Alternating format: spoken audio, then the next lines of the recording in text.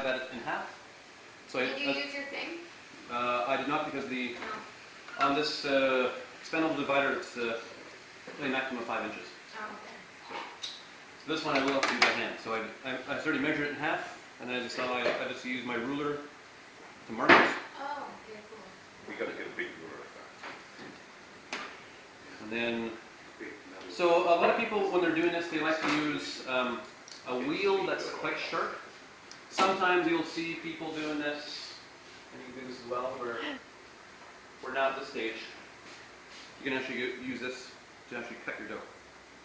Because we want to have a nice clean cut.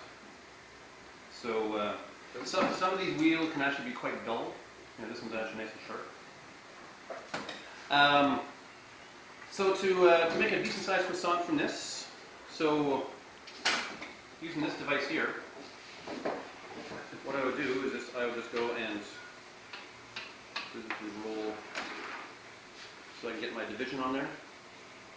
And the nice thing about this one, if I want it to be a little bit smaller or larger, I can certainly do that. Most people won't have one of these things in their toolbox. So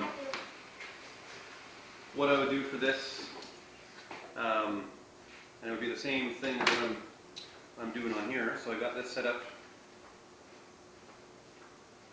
and I'm going to cut these at 5 inches.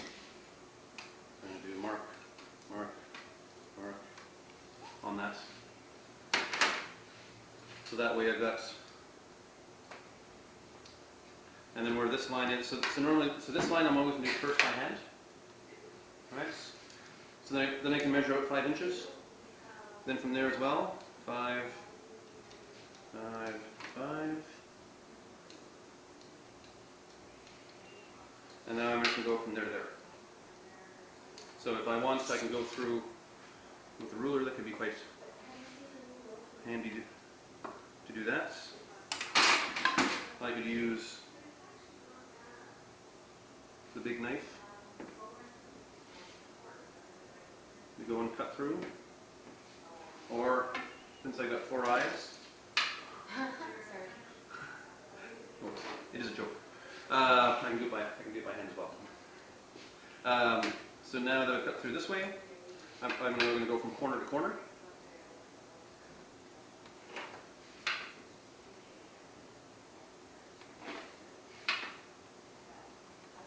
Just remember where you're cutting to. I think I screwed up once. And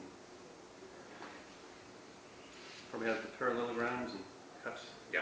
Yes. Common mistake. Not a biggie. And so now we're going to have some scraps on here. So what I'm going to do is I'm going to take a slightly larger one and a slightly smaller one. And go and just mush that together. I can either mush it or mush it with a little bit of extra flour in here. Put on that for glue. But usually when you mush it like that, cause some of the butter to squish out, and that's going to form some glue. And so at least I'll be able to get another one. It won't be as pretty, but it'll certainly it's a good use of the scraps. And then what I'll also do. Joey's taste tester. Yeah. Poor Joey. And then also what I'll do is that sometimes when he cuts, you might realize like this one is huge and this one's tiny. If that happens, if there's sort of a mismatch of size, what you could do is trim a little bit off of this, and that's gets stuck down there. So ideally in a perfect world.